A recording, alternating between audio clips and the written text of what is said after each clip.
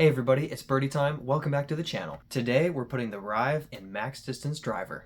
I recently got my hands on two Project Grip RIVEs. I've been really excited to try out the Project Grip plastic, and it does not disappoint.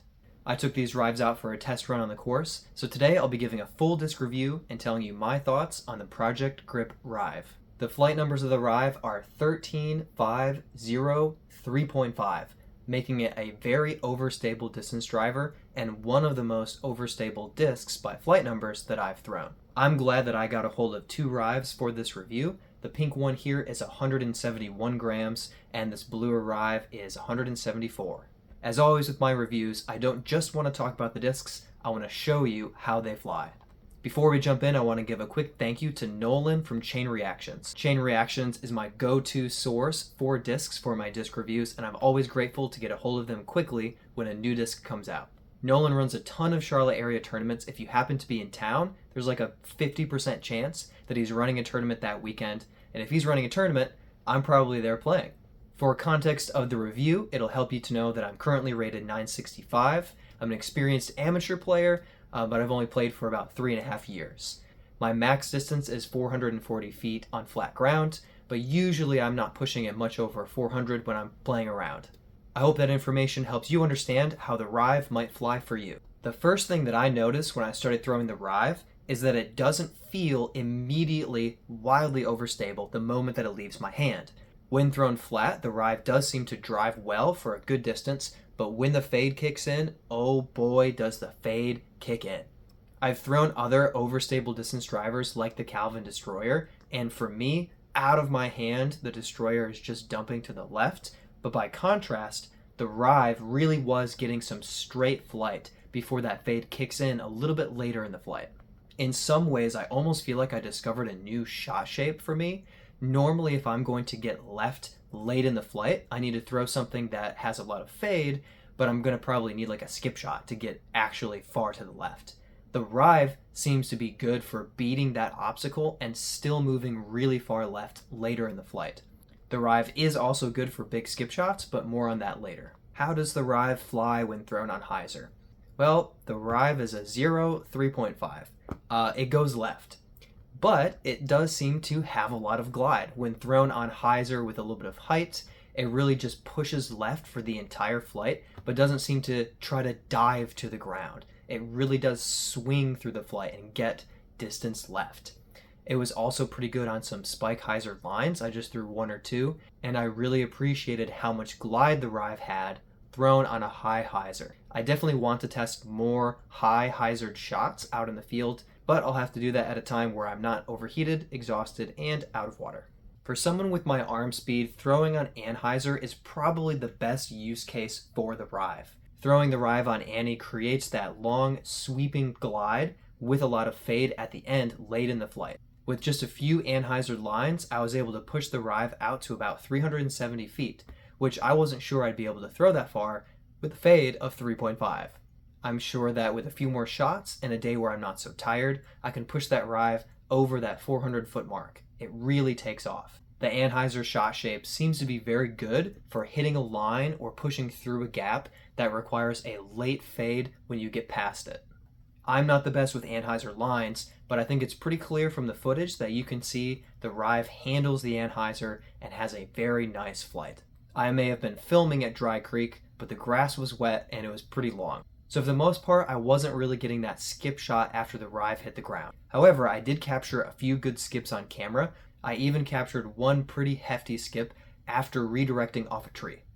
I can absolutely see huge potential for big ground play with the RIVE.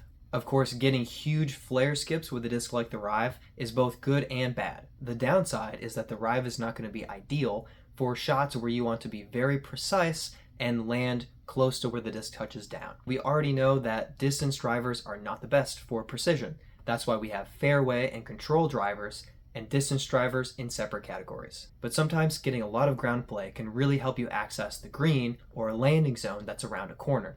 Plus, with some low ceiling shots, getting that huge skip can be a massive benefit. If you've watched my channel for long, you know that forehands are few and far between. But for some reason, some of you wanted me to include some forehands in my disc reviews, so I guess here you go. Here's a couple of forehands. they weren't too bad. I will say, I don't recommend that you learn to throw a forehand based on my form. I would look elsewhere, but the RIVE seemed to handle the forehand pretty well. It didn't wobble over, it got a good amount of distance before the fade really kicked in, and I can see the RIVE being a consistent forehand disc for a couple of different lines. There are a few dogleg right, low ceiling shots that the turnover doesn't really work for, and I can see the RIVE working as a forehand skip shot for me. I don't recommend the RIVE as a putter, but if you're curious, it's overstable on the putting green. I had fun running a few long putts, and I managed to hit a putt from 51 feet. I wanted to take a second to talk a little bit about how the Project Grip plastic is different than other plastics. Latitude 64 says this: Project Grip merges two of our premium plastics into a totally new blend, creating a surface that feels incredibly tacky while keeping a firm, torque-resistant rim and core underneath. So as far as I understand it, it does differ quite a bit from what MVP has done with their gyro technology, adding a separate plastic for the rim. It's sort of attached to the outside of the core of the disc, having a discernible line and a difference in that plastic of the rim versus the rest of the disc. It seems like the Project Grip plastic instead built the inside of the disc and then completely covered it on top and bottom and with the edge of the rim in the secondary plastic. It seems to me like the result is having great grip on 100% of the surface area of the disc while maintaining a stronger plastic kind of underneath that layer. If you followed my channel for a while or jumped into any of my live streams, you probably know that I shout out the Royal Grand plastic quite a bit. I really like how it feels, and I like how it retains its flight path pretty well long term despite being a softer feeling plastic. So far, it seems like the Project Grip feels just as good, maybe even a little bit better than the Royal Grand plastic, and it might hold the flight path for an even longer period of time due to the two plastic types helping it resist those tree hits. I'll have to discover that for myself over time, but for now, I'm really loving the Project Grip plastic, and I can't wait to get my hands on the Project Grip Brave, which I'll be getting this week, as the Brave is one of my favorite discs. Disc review coming soon. I always like to touch on the measurements of the disc, just to help you get another little piece of an idea of how the disc might feel in your hand when you pick it up. So the diameter of the disc is 21.2 centimeters across, the height is 1.8 centimeters, the rim depth is 1.2 centimeters, and the rim width is 2.3. Other discs with the same measurements as the RIVE include the Cloudbreaker, the Gould, however you say that, the Redwood, the Corvette, the Elder, the Samurai, and the Siren. Interestingly, the RIVE is the most overstable of that group of discs, sharing those measurements, sharing that same size category. And of all of those discs, the RIVE is the only one to have a turn of 0. All of the other ones have a negative turn. That kind of brings us to the conversation of, do I think the flight numbers are correct? I don't feel like I'm the most qualified to give my opinion on flight numbers, especially on discs over the speed of 10, because it takes a lot to get full flight out of 13, 14 speed discs. And if I'm not fully capable of that, then I feel like I'm kind of just operating out of partial information. But then again, it's my channel, so I do what I want, I guess.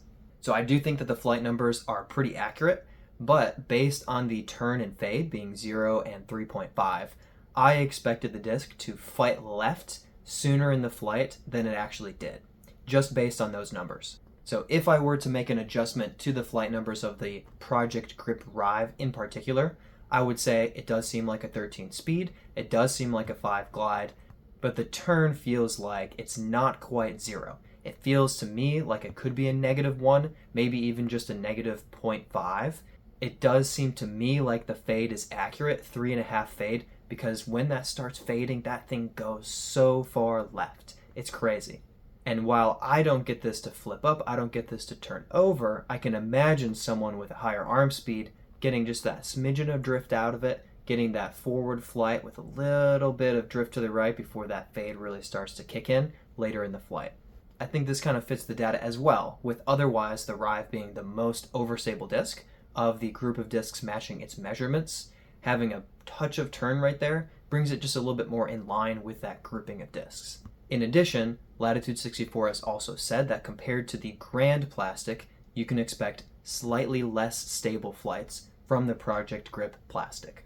All of this says to me that 13.5 -1, 3.5, I could accept that as the correct flight numbers, or maybe -0.5, 3.5. Either of those I can see being a little bit more accurate than the 0, 3.5. Again, just from my experience, just from my opinion. Will the RIVE make the bag? So this is always tough. When I get a new disc, I want to test it out. I throw it a bunch of times for a review, and I'm like, oh, it's great for this, it's great for this. I think I could really use this. Of previous disc reviews that I've done, the Hex, the Defy, the Shift, they didn't stay in the bag as much as I recognize their usefulness. They don't go out on the course with me. The Trail made the bag for a long time and has only recently kind of bumped out, but I sub it into the bag for certain courses that I play. However, I do think that this time the RIVE has a really good chance of staying in the bag long term for a couple of reasons. I said earlier in the review that I thought it was almost like I unlocked a new flight path with how much fade the RIVE had, but also that fade was late in the flight. So I felt like I could get past an obstacle and then swing left. Actually today, I'm playing a match play round, and one of the holes that we're playing, I'm going to take the RIVE with me because I threw 3 good shots in practice, and all of them were still about 60 feet, 50 feet right of the basket. I think the RIVE has a shot of getting me to the circle. I bag a couple of discs, notably the Hurricane, for its overstability and big skip to the left when I need it, so I'm interested in seeing how the RIVE can match up, and if I can even get more ground play left. That might be a really good thing for my bag. Once again, over time I'll have to see, but for today, this is going in the bag, and it might stay there temporarily. It might stick the landing and stay in the bag forever. We'll have to see. I hope that my review of the Project Grip RIVEs was helpful. I got to throw these. I really enjoyed it. I like the flight that they have, and I think that for a lot of disc golfers, they can be advantageous. You might want a high arm speed to really get the most out of the RIVE, but at the same time, I've said it before, what I really want out of my disc is reliable. If I know what it's going to do every single time, it makes it a useful disc. The RIVE is probably going to be very reliable for most of our arm speeds, and it's just going to head left. So that can be a really great thing. Stay tuned for upcoming reviews of the Project Grip Grace and the Project Grip Brave. I ordered 2 Braves. These Graces arrived instead, so we're getting a review of the Grace, but the Brave's not here yet. So that review will be later, but it's coming kind of soon.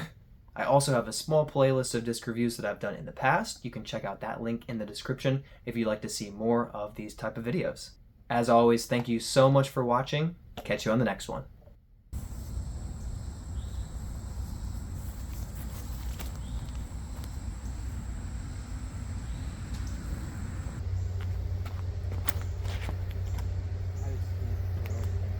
Oh.